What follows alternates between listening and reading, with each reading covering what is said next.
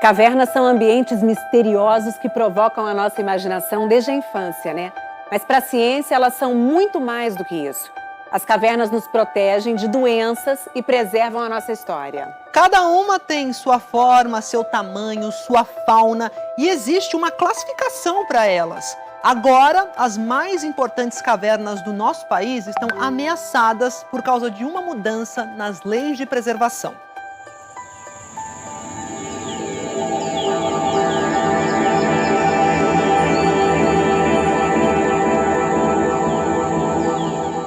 Quando a gente entra numa caverna, muitas vezes encontra o organismo ainda em fase de crescimento. A rocha calcária ainda sendo esculpida pela água, depois de milhões de anos. Um jogo de forças que vai além de criar essas formações fascinantes. Cavernas são sumidouros de água que fica estocada no subsolo. Algumas engolem riachos inteiros. Por causa da água, cavernas são também ossários da natureza. Enxurradas carregam animais mortos para dentro delas. E os ossos ali vão sendo preservados. Como esse osso de boi, que provavelmente morreu no pasto aqui perto. Quem sabe daqui a alguns milhares de anos isso também vai virar um fóssil. Foi assim que ficaram preservadas ossadas de bichos que andavam por aqui há mais de 10 mil anos. Da preguiça gigante ao tigre do dente de sabre. Cavernas revelam aos poucos a resposta para a pergunta: de onde viemos? São, sem dúvida, um dos principais locais onde a gente encontra evidência, né, que conta as nossas histórias, desde o nosso ancestral comum, né, com os macacos, há 7 milhões de anos atrás, até, né, a história recente, né, do ser humano. Há anos, a equipe do André Strauss escava em Matozinhos, Minas Gerais, um cemitério de mais de 10 mil anos. O DNA encontrado nos fósseis vai mostrando o caminho dos primeiros humanos a chegar às Américas, vindos da Ásia. A destruição de qualquer caverna que tenha sido considerada, né, com grau máximo de relevância é um crime contra a humanidade. Não é qualquer buraco que é protegido. As cavernas têm uma classificação pela relevância. E a legislação brasileira já permitia atividades econômicas nas de nível baixo, médio e alto. Só as cavernas de máxima relevância, que são minoria, eram intocáveis. São aquelas cavernas consideradas raras, únicas, um elemento da fauna que habita esses ambientes seja único. E essa questão do caráter único é o que mais pesa, né? Só existe lá. Pois é a proteção a essas cavernas de relevância máxima que um decreto assinado por Bolsonaro no dia 12 de janeiro derruba. O que é que está em risco aqui? É o risco de destruição total de cavernas que são consideradas, classificadas como de máxima relevância. As cavernas são ricas em vida, adaptada a esses ambientes de pouca luz. Muitos seres evoluíram isolados numa única caverna e existem apenas nela. Só as que abrigam espécie única continuam protegidas. Mas há perigo quando se mexe em espécies abundantes, como os morcegos, hospedeiros naturais de vírus que provocam doenças graves, como raiva, ebola e Covid. Quando você destrói esse ambiente, vão para sítios, para fazendas, para silos, né, em locais onde coabita com o ser humano. E aí sim a gente é exposto a risco. Né? Uma das teorias para o surgimento da Covid é a destruição das cavernas para a construção de estradas e ferrovias na China.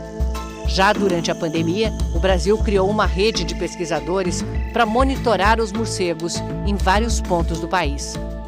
Tem coronavírus nos morcegos do Brasil? Tem. Até agora, nós já estudamos mais de 3 mil morcegos e aves, tá? E só dos morcegos nós já temos por volta de 60 morcegos positivos para coronavírus. A nova lei autoriza empreendimentos considerados de interesse público. Nessa categoria entram as estradas, se não houver alternativa de traçado. Como a BR-135, na altura de São Desidério, no oeste da Bahia, a nova fronteira do agronegócio. Num trecho de 21 quilômetros, passa numa das áreas de maior concentração de cavernas do Brasil. Em fevereiro, uma audiência pública vai discutir o traçado para passar o asfalto.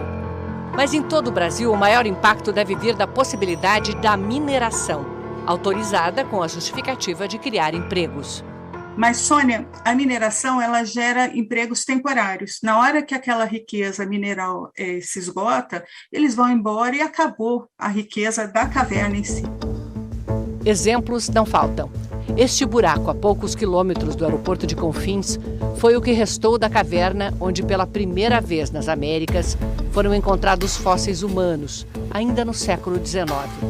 A mina foi autorizada antes da Lei de Proteção às Cavernas. Acho que um dos aspectos mais nefastos dessa lei é criar essa falsa dicotomia de que a preservação ambiental em geral e a preservação das cavernas em particular estariam em antagonismo com o desenvolvimento econômico e social. O decreto presidencial determina que para cada intervenção numa caverna, outra deve permanecer intocada. O decreto fala em compensação, mas como compensar o conhecimento ao qual nunca teremos acesso porque as informações foram destruídas? Como compensar o que, por definição, é único?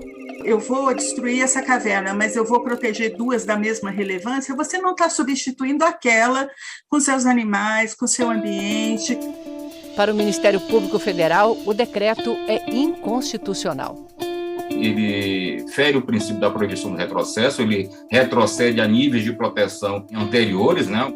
Fere o dever constitucional do poder público de proteger o meio ambiente e também o dever do poder público, que é previsto na Constituição, de preservar processos ecológicos essenciais.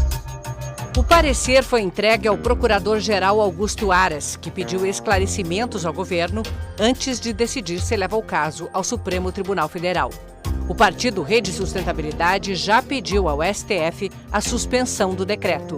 O relator é o ministro Ricardo Lewandowski.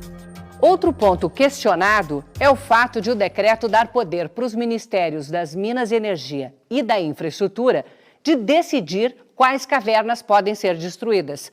Para os especialistas, isso é o mesmo que dar poder para as raposas cuidarem do galinheiro. É que o decreto diz que esses ministérios vão detalhar, junto com o do meio ambiente, o que poderá ser feito. Essa terceirização de competência, vamos dizer assim, ela não se encarta aí na Lei de Política Nacional do Meio Ambiente, porque esses órgãos não integram o Sistema Nacional de Meio Ambiente. O Ministério do Meio Ambiente não respondeu aos nossos pedidos de esclarecimento. Os das Minas e Energia e da Infraestrutura disseram não ver conflito de interesses ao elaborar a metodologia para a classificação do grau de relevância das cavidades naturais subterrâneas. Se o decreto entrar em vigor, terá efeito retroativo, o que significa que todas as licenças negadas até hoje com a intenção de proteger essas cavernas únicas poderão ser revistas.